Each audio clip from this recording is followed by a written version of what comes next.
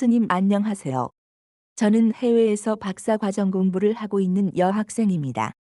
나이는 33세이고 미혼입니다. 스님, 사람을 만나 사랑을 하고 헤어지고 마음 아파하는 일들이 너무 괴롭습니다. 한 친구와 만났다 헤어졌다를 반복하다가 이번에 정말 헤어졌습니다. 만날 땐 조바심 내면서 걱정하고 헤어지면서 후회하면서 보고 싶어 합니다. 왜 나만큼 표현하지 않고 나만큼 사랑하지 않니? 이런 원망과 서운함이 가득합니다. 매일 아침 증진을 하는데 108배부터 시작해서 108배를 마칠 때까지 마음이 추스러지지 않을 때도 많습니다. 마음을 가라앉히려 노력해도 가라앉히려 할 수 없고 공허감이 밀려와 온 세상에 빙글빙글 도는 것처럼 어지럽습니다. 책도 봐지지 않습니다. 모든 것이 의미 없이 느껴집니다. 스님 어찌하면 좋겠습니까? 이런 데는 약이 없어요.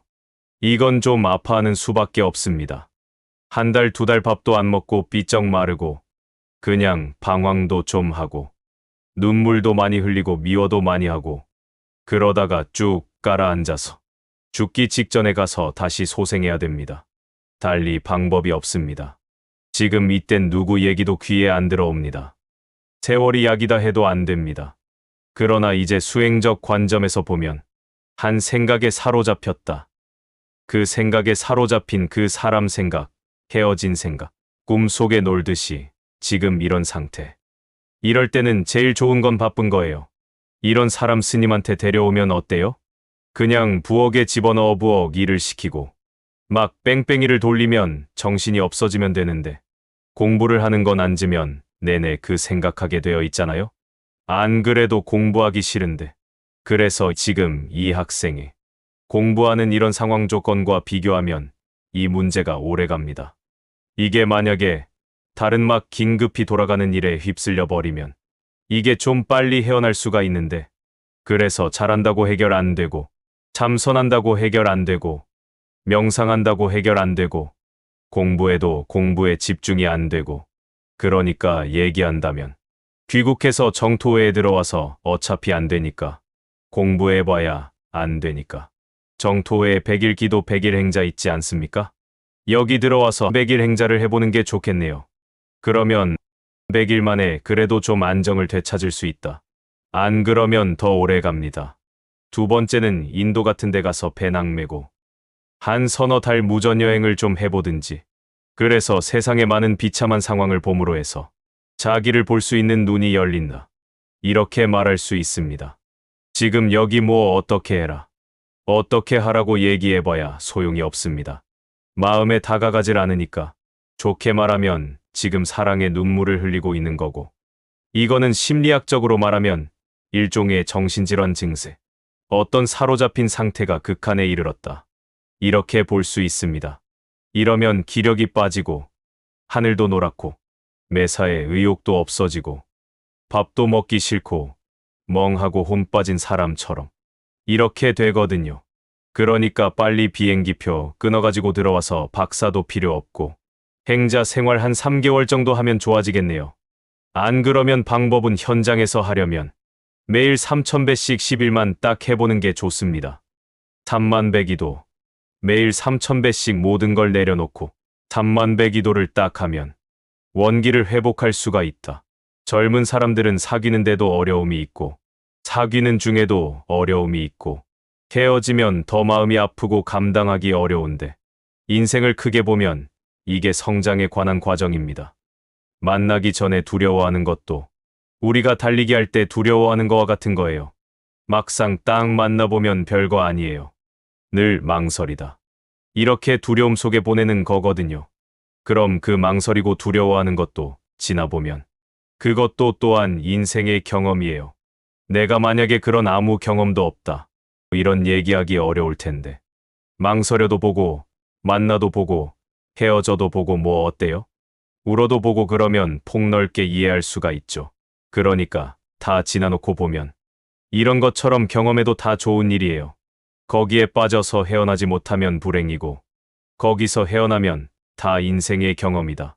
다 공부거리예요. 그러니까 너무 두려워하지 마라.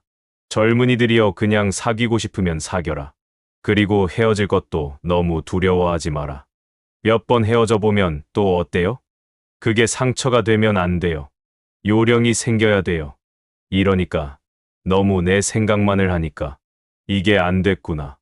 내가 사람을 보는 눈이 이런 게 부족하구나. 이렇게 사귀어 보면서 경험으로 지혜를 터득해 가는 거란 말이에요. 막연히 혼자서 방 안에서 걱정만 하지 말고 어떤 게 연애를 잘하는 거예요? 연애를 못했다. 뭐 어떤 게 못하는 거예요? 아무나 막 10명, 20명 만나면 그게 잘하는 거예요? 아니면 한 번 만나면 오래 가는 게 잘하는 거예요? 어떻게 생각해요?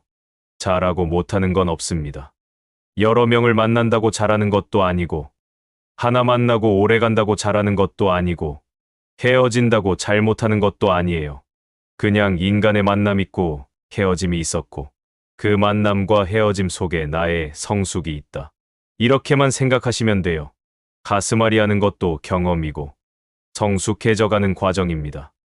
여러분들은 어리면서 보호받아왔기 때문에, 아직 그렇게 자식 때문에 가슴앓이하고, 돈 때문에 가슴앓이하고 이런 건 없잖아요?